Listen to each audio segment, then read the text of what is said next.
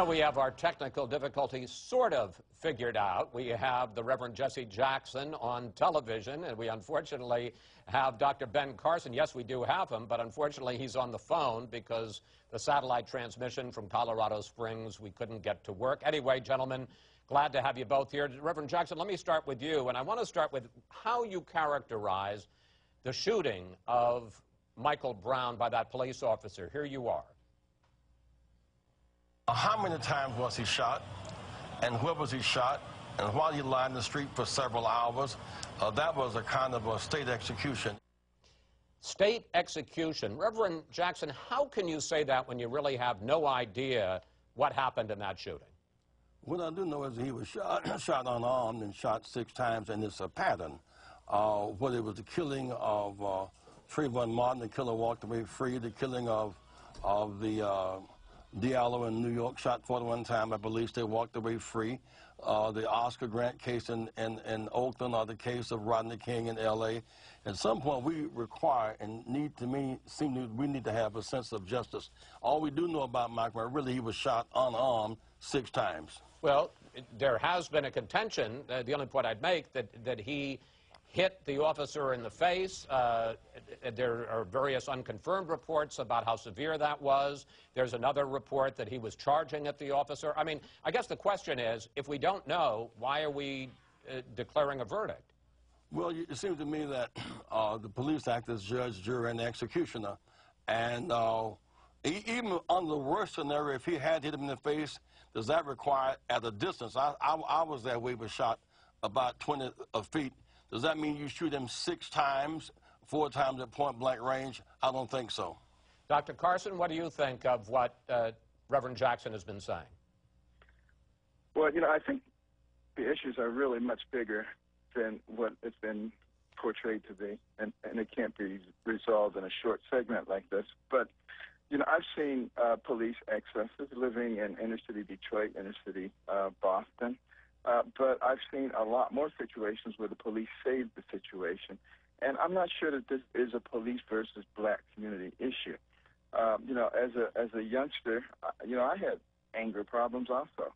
But for the grace of God, I wouldn't be talking to you today. I tried to stab another youngster with a knife. A belt buckle saved him. You know, anger issues get in the way. And if you take race out of the issue altogether, and you take a group of young men and you raise them with no respect for authority, not learning to take on personal responsibility, having easy access to drugs and alcohol, they're very likely to end up as victims of violence or incarceration. It has nothing to do with race. So, yes, is there racism? Are there problems? Yes, yesterday, today, and tomorrow. But we need to start looking at bigger issues here. We only have 320 million people in this country. We're on a global stage where we're competing countries with over 1 billion people. We have to save all of our people. They're all precious, and we have to develop our resources appropriately. Reverend Jackson, I want you to pick up and to address what Dr. Carson said, and I also want to put up some numbers, because while the people the protesters in Ferguson have been focusing on the police, the numbers tell a different story, which Juan Williams referred to earlier. Homicide is the #1 cause of death among black males between ages 15 and 34, and 91% of black murder victims are not killed by the police, but killed by other blacks. So, in a sense, are the protesters focusing on the wrong problem?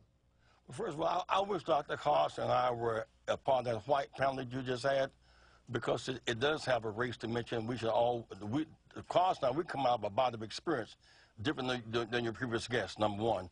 #2, it seems to me that when blacks kill whites, which is rare, it's swift justice. When whites kill blacks, it's rebellion. When it's black on black, there's a shrug of the shoulders. There's a kind of permissiveness.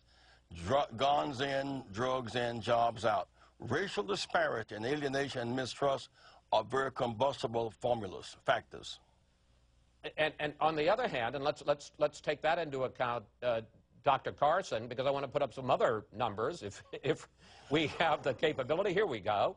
Ferguson is 67% black, but on its 53-member police force, 50 50 of the 53 officers are white, only 3 are black, and 86% of traffic stops in Ferguson last year targeted blacks. Dr. Carson, you talk about the young, angry Ben Carson in Detroit. If you were a young man living in Ferguson, wouldn't that be a big problem for you?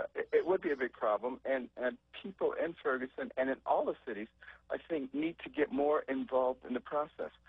What percentage of people in Ferguson voted in the last statewide election? I think you'll find it was less than 20% of the black community.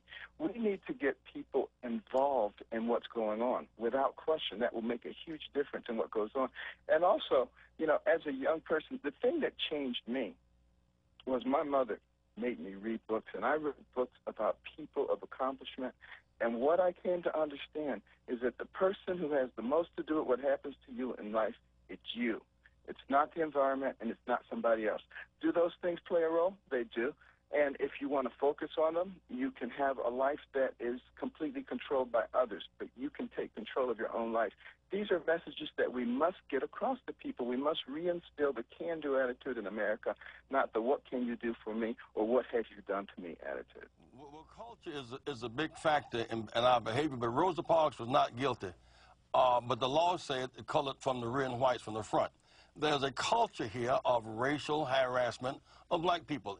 We're 3 times the unemployment rate in the country. Number 1 in infant mortality, number 1 in short life expectancy, number 1 in unemployment. And so we cannot escape the need for something, since we're talking about broadly, like the Kerner Commission report, where we analyze this very broadly. We were separate and unequal, now we're free and unequal. We must have a kind of White House conference on jobs, justice, and equality. I'm convinced. Dr. Carson? I would just say, first of all, to Reverend Jackson, thank you for what you have done in the past, particularly during your days with Reverend Martin Luther King. I appreciate it very much. And I would have to say that we really are not on different sides of this issue. Maybe we come at it from different points of view, but I think we all want the same thing. We want people to move up in our environment, not to be satisfied and not to be dependent. And there are a lot of interconnecting parts that go with that. We're going to have to remove some of the issues that are depressing the economy so that we can create the kinds of jobs and the kinds of right situations so that people have the kinds of options that they need. We need to talk in the black community about the $1 trillion of resources that exist there and how they need to learn how to turn over dollars in our own community before we send them out to develop wealth, and how to reach back and pull others up.